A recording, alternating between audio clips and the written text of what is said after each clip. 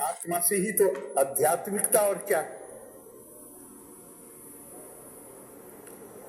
आप कहा कि तपा स्वाध्याय निरतम, ever devoted to the pursuit of knowledge. तो उन्होंने कहा कि तब मतलब सदैव स्वामी, बल्कि इसमें फिर मुझे याद आ गया, स्वामी विवेकानंद ने बड़ी सुंदर बात कही। उन्होंने कहा जीवन का उद्देश्य क्या है? खुशी प्राप्त करना, परसूट ऑफ हैप्पीनेस। अगर खुश होने का जीवन का उद्देश्य केवल यह है कि सुखी अपना सुख प्राप्त करना है, तो मुझे कौन चीज रोकेगी कि मैं अपना सुख लेने के लिए आपको दुखी करूं? उनका यह जीवन का उद्देश्य नहीं हो सकता। जीवन का केवल एक उद्देश्य है, ज्ञान की प्राप्ति। और ज्ञान का क्या उद्देश्य है, उसका भी उन्होंने जवाब दिया। भाई अगर मेरे जीवन का एक ही उद्देश्य है ज्ञान की प्राप्ति, तो फिर ज्ञान का क्या उद्देश्य है? उनका ज्ञान का उद्देश्य है जहां बहुधा में आदमी एकता ढूंढ सके। लोग सामने से अलग अलग नजर आ रहे हैं, इनके अंदर समान चीज क्या है? मेरी और आपकी भाषा समान नहीं, मेरा आपका पूजा पाठ का तरीका समान नहीं, मेरे रस्मों रिवाज अलग हैं, आपके अलग हैं, फिर समानता क्या? अगर तुम्हारा सब कुछ अलग हो तो अभी आत्मा का बंधन है। आत्मा के बंधन से तुम सब बंधे हुए, इंटरकनेक्टेडनेस थ्रू स्पिरिचुअलिटी। ये भारत का ऐसा, आज दुनिया इसी तरफ आ रही है।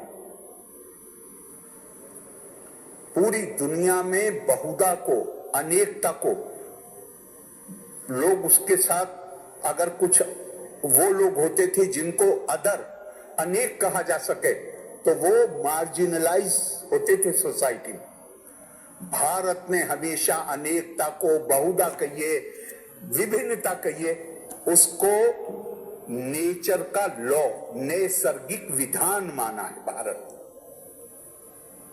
और यही शायद कारण है कि दुनिया की प्राचीन सभ्यताओं में आज का यूनान वो नहीं है जो यूनान, प्राचीन यूनान था। आज का मिस्र, इजिप्ट वो नहीं है जो प्राचीन था। उनका रिश्ता अपनी प्राचीन सभ्यता से कट गया। लेकिन भारत आगे बढ़ा है। जाने के लिए, आगे बढ़ने के लिए आप आसमान की बुलंदियों को छूइए, लेकिन अपने सनातन सिद्धांतों में भारत मूलित रहा है।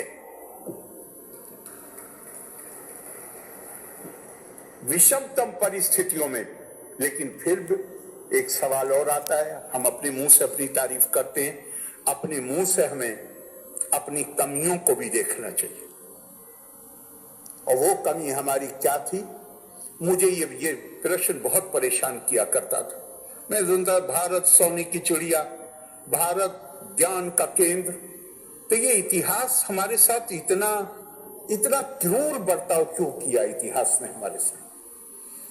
इसका जवाब भी स्वामी विवेकानंद जी से ज्यादा स्वामी रंगनाथनंद जी ने अपने अपने भाषणों में दिया है, नहीं अपने लेखों में दिया है।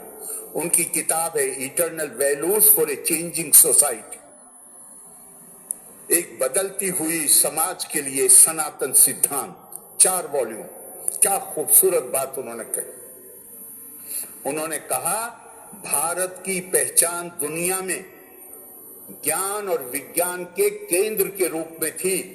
हम मां सरस्वती के उपासक थे, लेकिन अपने पतन के काल में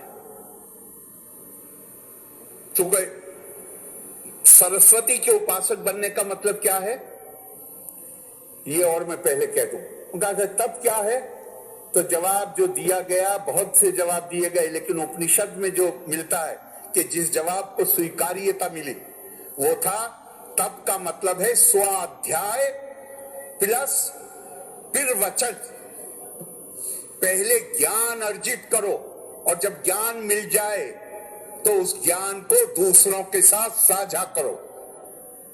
तो स्वामी रंगनाथनंद जी कहते हैं ज्ञान तो हासिल करने में हम लगे रहे, पर ज्ञान का साझा करने से हमने मुंह मोड़ लिया। और उनके शब्दों में उनका practically from being worshippers of मां Saraswati we became villains of मां सरस्वती।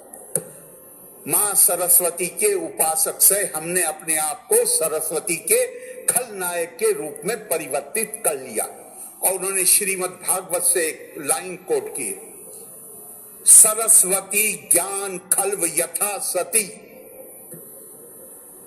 जितनी इंपॉर्टेंट, जितना महत्व इस बात का है कि जीवन का उद्देश्य है ज्ञान प्राप्त करना, उतना ही महत्व इस बात का है कि उस ज्ञान को दूसरों से साझा किया जाए। मैं तो केवल जो मैंने जिज्ञासा को उसको रखा है, लेकिन उसकी सपोर्ट में मैं आपको बता नहीं रहा हूं, आपको सबको इसकी जानकारी होगी। कपिल मुनि और उनकी माता का संवाद है, जहां जब उन्हें सत्य की अनुभूति हुई, तपस्या कर रहे हैं, सत्य की अनुभूति हुई, जैसे ही अनुभूति हुई वैसे ही उसको साझा करने की भूख पैदा हुई। कोई आसपास नहीं था, मां कहीं दूर बैठी हुई थी। मां को हाँ, कपिल देव आहुति संवाद याद आ गया मुझे। उसमें एक श्लोक है ऐसा सुंदर, सत्य की प्राप्ति क्या है? आत्माम सर्वेषु भूतेषु भूतात्मानं कीर्तालयम् अर्चाये दान मानाभ्यम मैत्री अभिनयन चक्षुषा। अब मां शिष्य हैं, उनसे वो शेयर कर रहे हैं, ये सत्य का ज्ञान है जो मुझे प्राप्त हुआ है। वो क्या है? हर किसी की देह को देवालय जानो, आत्माम सर्वेषु भूतेषु, मैं रहता हूं उसके अंदर, उसकी जायज जरूरतों को पूरा करने में जो कुछ कर सकते हो वो करो। और मैत्री भाव ऐसा होना चाहिए, अभिनयन चक्षुषा, कोई भेदभाव नहीं। ये गीता मुझे ऐसे लगता है, मुझे कहा गया है, वो गीता में नहीं है लेकिन वो एक श्लोक है, वो ये है कि साहब गीता तो गाय की तरह है, अर्जुन बछड़े हैं और भगवान कृष्ण गौपालक है। तो ये तो वो चीज है जो हमारे जीवन को, क्यों लोग जमाए इतने सारे यहाँ, ये हमें डेट भी नहीं मालूम कि गीता किस वर्ष में, ये मालूम है हमें कि बहुत प्राचीन, पर हमें नहीं मालूम क्यों इकट्ठे हैं यहाँ। हाँ, आदमी, मैं संतों से माफी चाहता हूँ, संतों को छोड़ के मेरे जैसा साधारण आदमी वहीं जाता है जहां उसे कुछ फायदे की उम्मीद होती। ये जो इतने लोग आते हैं, मेरे जैसा आदमी आता है इसलिए कि मैं ईमानदारी से मानता हूं कि इस किताब में हमें पुनर्जीवित करने की पूरी क्षमता है। हम एक बार फिर अपनी विरासत को, जो स्वर्णिम विरासत है, जिसको आज दुनिया बगैर ये जाने, चूंकि हमने तो साझा करना बंद कर दिया था, दुनिया अपनी जरूरत के तहत उसको अपना रही है। हमारी जिम्मेदारी है कि हम उस संदेश को, और ब्रह्म कुमारी संस्था, कितने देशों में आपके सेंटर हैं? 137 देशों में।